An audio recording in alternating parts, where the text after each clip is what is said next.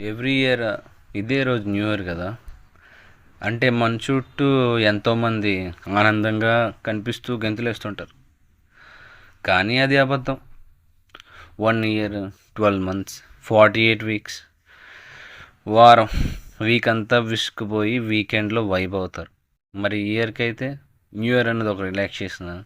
మరి ఏంటి? సంవత్సరం ఎవ్రీ ఇయర్ కొత్తదేమో కానీ అవే జ్ఞాపకాలు.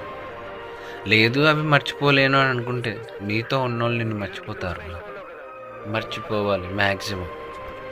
ఎందుకు అసలు ఆ రూపం లేని జ్ఞాపకాన్ని ఇంకా గుర్తుపెట్టుకొని ఉంటే మనల్ని ఎవరు గుర్తించుకోర్రా. మనకు అసలు గుర్తింపు ఉండదు ఇంకా. నా ఉద్దేశం ఏంటంటే ఈ న్యూ ఇయర్ని ఒక బేస్గా చేసుకొని నేను చెప్పాలనుకుంటున్నా మీనింగ్. న్యూ ఇయర్ మీనింగే అది కదరా. పాతది పోతానే ఉంటుంది, కొత్తది వస్తానే ఉంటుంది. అలా అని కొత్తది నీతో ఉండదు, పాతది నీతో ఉండదు. నీకు నువ్వు తప్ప ఏవి నీతో ఉండదురా. నీ డెసిషన్స్, నీ థాట్స్, నీ అనాలిసిస్, నీ ఫ్యూచర్ ప్లాన్స్, ఇవే నీతో ఉంటాయి. ఇంకా ఏవి నీతో ఉండవు.